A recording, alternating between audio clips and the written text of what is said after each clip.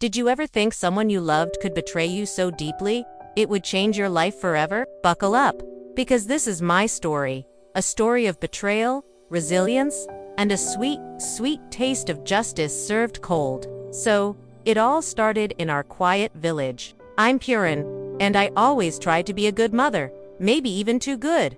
My son, let's just call him the sun. He always had big dreams, bigger than our little village could contain. He yearned for the city, for opportunities I couldn't provide.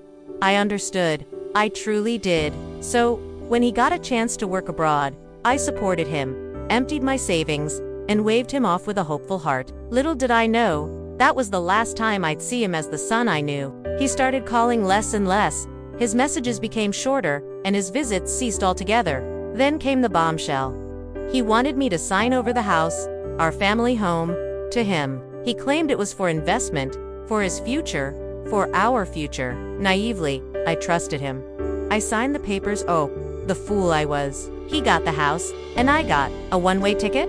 He suggested I visit him abroad, promising a life of luxury and comfort. I was hesitant, but he was insistent, and my old heart still clung to the hope that he loved me. I packed my bags, said goodbye to my friends in the village, and boarded the plane with a mixture of excitement and apprehension. Upon arrival, there was no luxury, no comfort, just a cramped, dingy apartment, miles away from anything familiar. He barely spoke to me, just gave me a few vague instructions, and disappeared.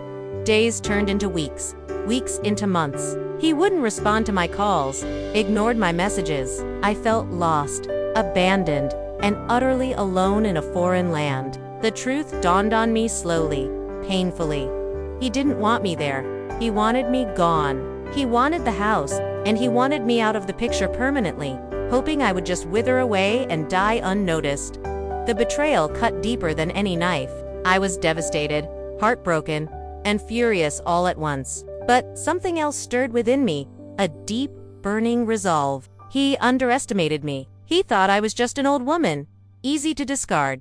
He thought wrong. With the help of a kind neighbor who saw my plight, I started piecing together what I needed to do. I learned about local laws, saved every penny I could, and contacted a lawyer back in my village. It took months, navigating unfamiliar systems and overcoming language barriers, but I was determined. I had one goal: to return home and reclaim what was rightfully mine. Every day was a struggle, every interaction a challenge, but the thought of my village, my friends, and the sweet taste of justice fueled me.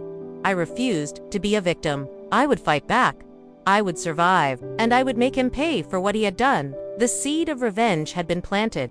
The lawyer back home informed me that the son, after acquiring the house, had taken out a massive loan against it. He had gambled everything away, hoping for a quick win, a fortune that would secure his lavish lifestyle. He lost. The bank foreclosed on the house. My ancestral home, gone in a week. Just as the lawyer informed me, he was now drowning in debt, unemployed, and desperate. The news filled me with a strange mixture of satisfaction and sorrow. I didn't want him to suffer. Not really. But he had brought this upon himself with his greed and his betrayal. Justice, it seemed, had a way of working itself out. However, there was still the matter of my stolen savings and the emotional trauma he had inflicted. I continued my preparations, gathering evidence and building my case. Finally, the day came when I had enough money for a plane ticket home. I landed in the village to the stares of all my friends, and it was like a weight had been lifted of my heart, and the tears started to flow. The moment was bittersweet. I knew what I had to do. He was nowhere to be seen, having fled the city and returned to the village, seeking refuge. He probably thought I was still stuck abroad, unaware of his downfall. He was wrong. I found him at the local tavern, drinking away his sorrows. He looked gaunt, defeated, a shadow of the man he once was. He looked up, saw me, and his face turned ashen. The room fell silent. All eyes were on us. I calmly walked up to him and said, "You thought you could get rid of me, didn't you? You thought I would just disappear. You were wrong." Then I did something unexpected. I didn't yell. I didn't scream. I didn't even raise my voice. I simply handed him a letter from my lawyer. It detailed my plan to sue him for theft, fraud, and emotional distress. It also included a detailed account of his gambling debts and his failed business ventures. The letter concluded with a simple message: "Return what you stole, and I might consider dropping the charges." He stared at the letter, his eyes wide with disbelief. He stammered, tried to apologize, but the words caught in his throat. The villagers watched in stunned silence. What ensued wasn't a dramatic confrontation, it was a quiet, almost anticlimactic surrender. He had nothing left to offer. He had squandered everything. He had lost his home, his job, and now, he was about to lose his freedom. He agreed to sign over whatever remaining assets he had to me, which wasn't much, but it was enough to start rebuilding my life.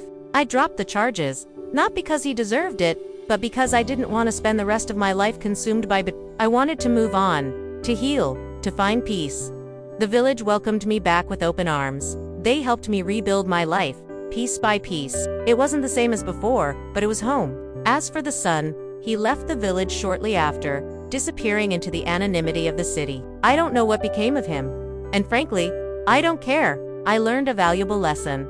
Family is important, but self-respect is even more so. Never let anyone, not even your own child, take advantage of you. Stand up for yourself, fight for what is right, and never underestimate the power of an old woman with a burning desire for justice. Karma, as they say, is a dish best served cold. So, what do you think of my story?